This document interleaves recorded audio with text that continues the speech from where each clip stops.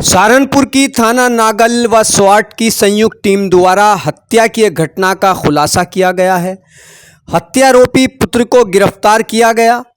Police के मुताबिक पिता पुत्र का पैसे के लेन देन को लेकर अक्सर झगड़ा होता रहता था, जिसके कारण पुत्र ने मौका पाकर पिता की हत्या कर दी।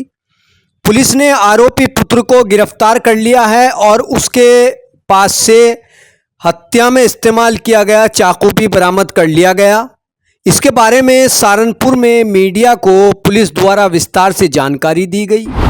24 जून को पुलिस को सूचना मिलती है कि ग्राम पहाड़पुर में जो वादी है शिवम, वो बताता है पुलिस को कि उसके पिता की किसी ने चाकू मारकर गले पर वार कर हत्या कर दी है किसी अज्ञात व्यक्ति ने। और इस तहरीर पर थाना नागल पुलिस पर मुकदमा पंजीकृत हत्या का किया जाता है और इसमें वरिष्ठ अधिकारी एवं फील्ड यूनिट मौके पर जाते हैं। मेरे द्वारा भी घटनास्थल का निरीक्षण इसमें किया गया। इसमें यह पता गया कि 23/24 की रात्रि में ये घटना हुई थी, जब वह ट्यूबवेल पे अपने खेत में जाके सो रहे थे। इसमें हमारी 3 टीम्स थाने की लगी हुई थी, साथ ही एक सर्विलांस और स्वाट टीम भी लगी हुई थी। इसमें गांव में गोपनीय रूप से इस दौरान हमने जानकारी करी, इनकी किस किस से दुश्मनी थी, इनके क्या क्या विवाद चल रहे थे, ये सारी चीज़ें हमने करी।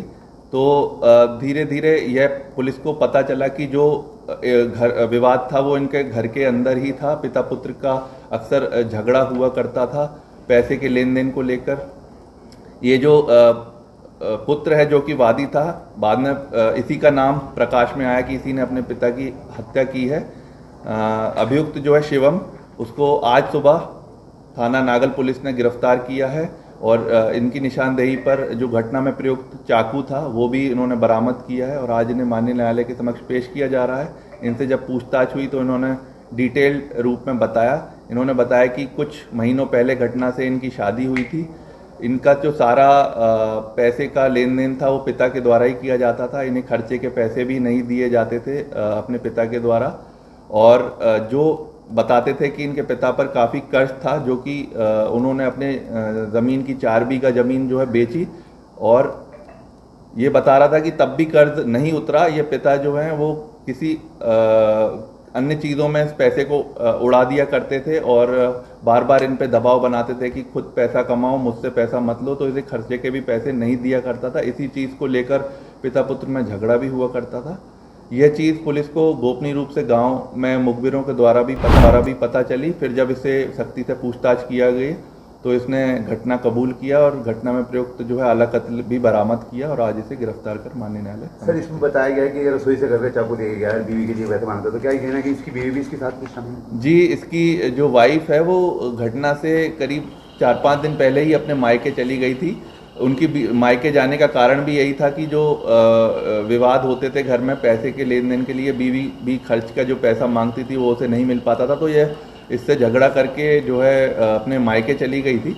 उसी के बीच में पिता पुत्र के बीच में भी कई लड़ाई हुई और घटना से 1 दिन पहले भी इनकी बहस हुई। तो जब ये ट्यूबवेल पे सोने गए थे इसके पिता, उसकी जानकारी केवल इनके घर वालों को ही थी और मौका देखकर ये रसोई से अपना जो है चाकू लेकर छत दीवार की, जो इसका कमरा ऊपर है, तो ऊपर से दीवार कूदकर ये घटना पर मौके पर पहुंचता है और ये घटना करके दीवार चढ़कर अपने कमरे में जाकर सो जाता है। तो घटना के बाद जो है पिता जो है गंभीर रूप से जब घायल हो जाता है तो अपनी मोटरसाइकिल चलाकर खुद घर जाता है